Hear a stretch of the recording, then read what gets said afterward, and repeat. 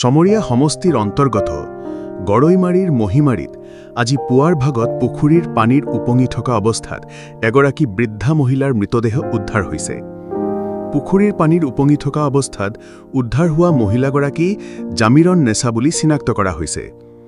জানিব পৰা মতে পুখুৰীৰ পানীৰ উপঙি থকা অৱস্থাত উদ্ধাৰ হোৱা গৰৈমাৰীৰ পূব মহিমাৰী গাঁৱৰ জহৰ আলীৰ পত্নী জামিৰন নেছাৰ মৃতদেহ আজি ৰাতিপুৱা প্ৰত্যক্ষ কৰে স্থানীয় লোকে।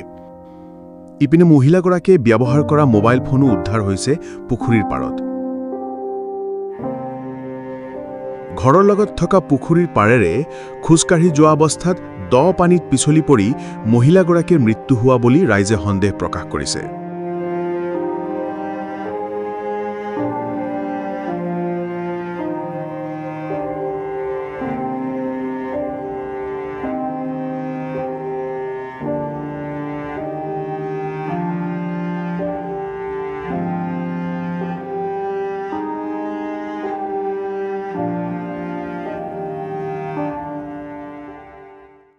মানে আজি ৰাতিপুৱা শুনা পালোঁ জামিৰন নামৰ মানে তিৰোতা মানুহ এজনী তেওঁ মানে পুখুৰীত মানে পৰি উপঙি আছে।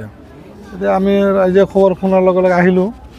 অহাৰ পিছত আমি দেখিলোঁ। দেখাৰ পিছত আমি আমাৰ গৰৈমাৰী আৰক্ষী থানাত অৱগত কৰিলোঁ। আমি আমাৰ স্থানীয় ৰিপৰ্টাৰসকলকো আমি অৱগত কৰিলোঁ।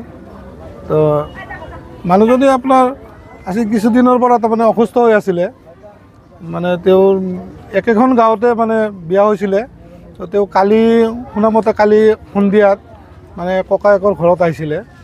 মানুহজনী অসুস্থ থকাৰ কাৰণে ৰাতি শুইও আছিলে বোলে। ৰাতিপুৱা মানে দেখা পায় যে পুখুৰীত মানে উপঙি আছে। দীৰ্ঘদিনৰ পৰা অসুস্থ হৈ আছিলে, বেমাৰত মানে নানা ধৰণৰ বেমাৰত ভুগি আছে। এটা মানে কালি মানে আপোনাৰ হাজবেণ্ডৰ ঘৰৰ পৰা ককায়েকৰ ঘৰত আহিছিলে। আহি ইয়াতে মানে ৰাতি শুইও আছিলে বোলে। তো ৰাতি কিজানি ধৰক মানে বাহিৰত পেচা পায়খানা কৰাৰ কাৰণে ওলাইছিলে। তাৰমানে ঘৰৰ ওচৰত মানে পুখুৰীও আছে। পুখুৰীত কিজানি ভৰি পিছলি পৰি মানে তেওঁৰ মৃত্যু। এনে আমি এক্সিডেণ্ট বুলিয়ে ক'ব লাগিব। গতিকে তাৰমানে মানুহজনী ভালকৈ খোজকাঢ়িবও নোৱাৰে, অসুস্থ। আমাৰ সেনেকুৱা সন্দেহ হৈছে আৰু আমি দেখা পালোঁ আপোনাৰ এই পুখুৰীৰ পাৰত এটা মোবাইল পৰি আছে। এটা তাই মানে খুজি মাগি খাইছিল তো মোনাটো পৰি আছে পানীত, আৰু তাইৰ হাতৰ লাখুটিডালো হাতত লৈ মানে উপঙি আছে। মোবাইলটো এই তাইৰে আছিল, জামিৰন নেছাৰৰ আছে।